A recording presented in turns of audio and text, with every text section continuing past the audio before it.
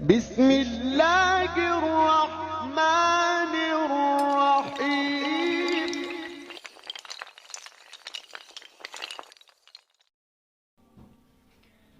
السلام علیکم ورحمۃ اللہ وبرکاتہ۔ علم تجوید کلاس کے اندر تمام بھائیوں میرے عزیز دوستوں کا خیر مقدم ہے۔ گزشتہ کلاس کے اندر ہم لوگوں نے کلاس نمبر 3 میں ہم لوگوں نے پڑھا تھا کہ قرآن شریف کو پڑھنے کے کتنے رفتار ہیں، باعتبار رفتار تلاوت کے کتنے طریقے ہیں۔ ہم لوگوں نے نمبر 3 کلاس پہ اس کو بحث کیا ہے، اور اگر نمبر 4 کلاس اگر کوئی دیکھ رہے ہیں تو سب میں پہلے آپ نمبر 3 کلاس پر جائیے، اس کو دیکھیے اور اس کو سمجھیے، پھر نمبر 4 کلاس پر آئیے، پھر آپ کو پتہ چلے گا کہ نمبر 4 کلاس میں کس چیز پر، کس موضوع پر گفتگو ہو رہی ہے۔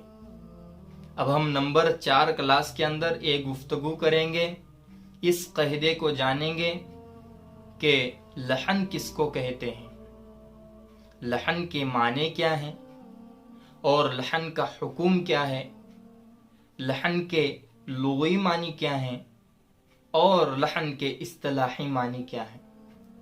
ایک ایک کرتے کرتے ہم آخر میں آپ کو کس سے بچنا چاہیے اور کس سے نہیں بچنا چاہیے یہ بھی آپ کو بتائیں گے۔ اب ہم سب میں پہلے چلے جائیں گے کہ لحن کس کو کہتے ہیں۔ لحن کے لغوی معنی آتے ہیں غلطی کے، اور اصطلاحی معنی آتے ہیں کہ قرآن شریف کو آپ صلی اللہ علیہ وسلم کے بتلائے ہوئے طریقے کے خلاف پڑھنا، یعنی اس کے اپوزٹ پڑھنا اور غلطی پڑھنا، اس کو اصطلاحی معنی کہتے ہیں۔ ہاں میرے عزیزو، اصطلاحی معنی اسی کے آتے ہیں جو ہم لوگ قرآن کو آپ صلی اللہ علیہ وسلم کے بتلائے ہوئے طریقے کے خلاف قرآن کو پڑھنا۔ ہاں کتنی بڑی غلطی ہے کہ آپ صلی اللہ علیہ وسلم قرآن شریف صحابہ کو سکھاتے تھے، اور صحابہ رضی اللہ تعالیٰ عنہ قرآن شریف کو سیکھ کر اس پر عمل کرتے تھے۔ ہمیں بھی اسی طرح سیم آپ صلی اللہ علیہ وسلم جو صحابہ کو علم دے کر چلے گئے، اسی طرح کا ہم قرآن سیکھنا چاہیے اور پڑھنا چاہیے۔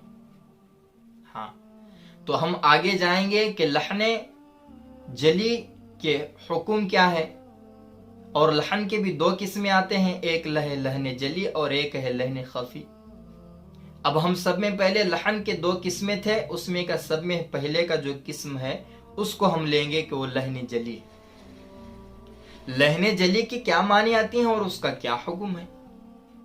لحن جلی اس کو کہتے ہیں جو بہت بڑی غلطی، ایسی غلطی جو ایک قاری بھی سمجھ سکیں اور ایک غیر قاری بھی سمجھ سکیں، عام آدمی بھی اس غلطی کو سمجھ سکیں، جیسے زبر کی جگہ زیر پڑھنا اور زیر کی جگہ پیش پڑھنا، تشدید کی جگہ زبر لگانا، اور متحرک کی جگہ ساکن پڑھنا یا ساکن کو متحرک پڑھنا، کسی حرف کو گھٹانا یا پھر کسی حرف کو بڑھا کر اپنے طرف سے پڑھنا، اس طرح کی غلطیوں کو لحن جلی کہتے ہیں، اور لحن جلی قرآن شریف میں حرام ہے، اس طرح نہیں پڑھنا چاہیے۔ ہاں ہم سورہ فاتحہ نماز میں پڑھتے ہیں، اللہ کو کیا پتا، ہمیں کیا پتا کہ اللہ کی یہاں ہماری نماز صحیح جا رہی ہے یا نہیں جا رہی ہے۔ ہاں میرے عزیزو، ہم نماز پڑھتے ہیں اور اس میں سورہ فاتحہ بھی غلط ہم پڑھ لیا تو ہماری نماز بیکار چلے گی، کیونکہ قرآن میں لحن جلی حرام ہے۔ ہاں میرے عزیز، سورہ فاتحہ کے اندر کوئی آدمی، اگر کوئی شخص زبر کی جگہ پیش، پیش کی جگہ زبر، متحرک ساکین اس کو چینج کر کے پڑھ رہا ہے تو سورہ فاتحہ اس کا غلط ہو۔ قرات جو ہے نماز میں فرض ہے اس کی فرض ہی ادا نہیں ہو تو نماز کیا ہوگی؟ ہاں میرے عزیزو، تو اس سے بچنا یہ ہمارے لیے بہت ضروری ہے، اسے سیکھنا چاہیے قرآن شریف۔ اب ہم آگے آئیں گے کہ 2 قسمیں تھے، ایک لہن جلی تھا اور دوسرا جو ہے وہ لہن خفی۔ اب لہن خفی کے کیا حکم ہیں، اس کے اور کیا معنی ہیں؟ لہن خفی اور چھوٹی اور پوشیدہ غلطی، جو باریک غلطی، ہاں ایسے غلطی کو لہن خفی کہتے ہیں۔ لہن خفی بہت ہی باریک، یعنی صرف اور صرف اسے ایک قاری ہی سمجھ سکے، ایک قاری ہی اسے سمجھ سکے، ایسے غلطی کو لہن خفی کہتے ہیں۔ ہاں کیسے؟ کہ گناہ نہ کرنا، مد نہ کرنا، اخفا نہ کرنا، اور اسی طرح کے غلطیوں کو کیا کہتے ہیں؟ پور کی جگہ باریک نہ پڑھنا، خص ضغط قض، جو حروف ہے اس حرفوں کو بھی پر نہ پڑھنا، ایسے باریک چھوٹے غلطیوں کو اگر ہم پڑھیں گے تو یہ لہن خفی کہلائے گا۔ اس طرح قرآن شریف پڑھنے کو بھی مکروہ لکھا گیا۔ ہاں اس طرح قرآن شریف پڑھنا بھی مکروہ ہے۔ ہمیں لہٰذا لہن کے معنی پتہ چل گئے کہ قرآن شریف کے اندر لہن بھی نہیں کرنا چاہیے، لہن جلی تو حرام ہے اور لہن خفی مکروہ ہے، لہٰذا لہن خفی سے بھی بچنا ہمارے لیے بہت ضروری ہے۔ میرے بھائیوں، میرے عزیزوں، جس طرح آپ صلی اللہ علیہ وسلم قرآن ہمیں دے کر چلے گئے، اسی طرح ہم لوگ قرآن شریف کی حفاظت اللہ تبارک و تعالیٰ نے لیے ہیں اور اس کو ادا ہماری زبان سے کرنا ہے۔ اس طرح ہر ایک فرد، ہر ایک مسلمان کوشش کیجئے کہ قرآن شریف کو آپ صلی اللہ علیہ وسلم کے بتائے ہوئے پورے طریقے سے ادا کرنے کی کوشش کریں۔